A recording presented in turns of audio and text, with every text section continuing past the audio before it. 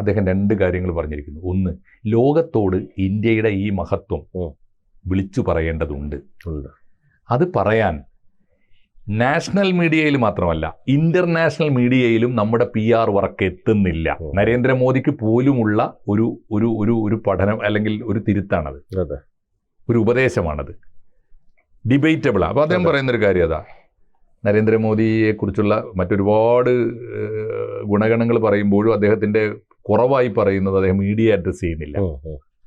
അപ്പോൾ അതിനൊരാൾ വേണം. ഒന്ന്. 2, അദ്ദേഹം പറയുന്നൊരു പ്രധാനപ്പെട്ട കാര്യം ഇന്ത്യയുടെ മഹത്വം, പ്രത്യേകിച്ച് ഇന്ത്യയുടെ ചലഞ്ചസ്. ഇപ്പോൾ ടെററിസം പോലുള്ള ചലഞ്ചസിനെ നമ്മൾ അഡ്രസ്സ് ചെയ്യേണ്ടത് എവിടെയാണ്? ലോകവേദികളിലാണ്, ഗ്ലോബൽ പ്ലാറ്റ്ഫോമിലാണ്, UN പോലുള്ള സമിതികളിലാണ്. അതിന് നമ്മുടെ വിദേശകാര്യ വകുപ്പ് പലപ്പോഴും പരാജയപ്പെടുന്നുണ്ട്. ജയശങ്കർ സാറിനെ പോലെ അദ്ദേഹം ആദരപൂർവ്വം കാണുന്നവരെ നമ്മളൊക്കെ അദ്ദേഹം ചെയ്യുന്നുണ്ട്. പക്ഷേ പബ്ലിക് പ്ലാറ്റ്ഫോമിൽ 2 കൂട്ടരോട്, പ്രത്യേകിച്ച് വേൾഡ് മീഡിയയോട് പ്ലസ് ഈ പ്ലാറ്റ്ഫോം ഈ നാഷണൽ പ്ലാറ്റ്ഫോം ലോക രാജ്യങ്ങളുടെ പൊതുവേദികളോട് നമ്മൾ സംവദിക്കുന്നതിൽ പരാജയപ്പെടുന്നുണ്ട് എന്ന് അദ്ദേഹം ചൂണ്ടിക്കാണിക്കുന്നുണ്ട്. ഇത് വായിച്ചു കഴിഞ്ഞപ്പോൾ എൻ്റെ ഉള്ളിലെ ഒരു രാഷ്ട്രീയ വിദ്യാർത്ഥി ഉണർന്ന് ചിന്തിച്ചത്, ശശി തരൂരിന് ഇനി എന്തിൻ്റെ കുറവാണാവോ?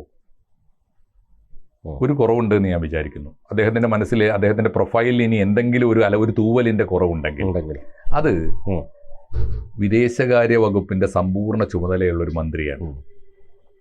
ഒരുപക്ഷെ ഉപരാഷ്ട്രപതി പോലും ആയേക്കാം. പക്ഷേ എനിക്ക് തോന്നുന്നത് അദ്ദേഹം ആദ്യം ആഗ്രഹിക്കുന്ന പദവി ഇത് തന്നെയായിരിക്കണം.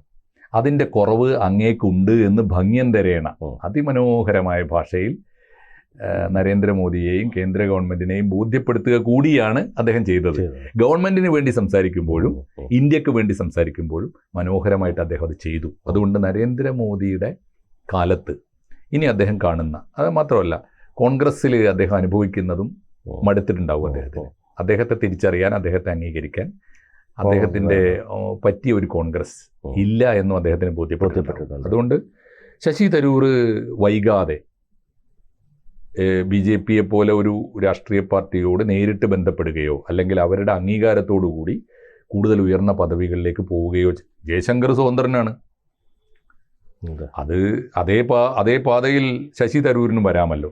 ശശി തരൂർ ഉയർന്ന പദവികളിലേക്ക് പോകുമെന്നും പ്രത്യേകിച്ച് BJPയുടെ ഭരണം തുടരുന്ന കാലത്തോളം അദ്ദേഹത്തിന് വലിയ അംഗീകാരങ്ങൾ കിട്ടുമെന്നും ആ ഒരു വഴിയിൽ തന്നെയാണ് ശശി തരൂർ ഇപ്പോൾ ചിന്തിക്കുന്നത് എന്നുമാണ് ഞാൻ മനസ്സിലാക്കുന്നത്. കൂടുതൽ വാർത്തകളും വിശേഷങ്ങളും നിങ്ങളിലേക്ക് എത്താൻ ABC മലയാളം സബ്സ്ക്രൈബ് ചെയ്യുക, ബെൽ ബട്ടണും അമർത്തുക.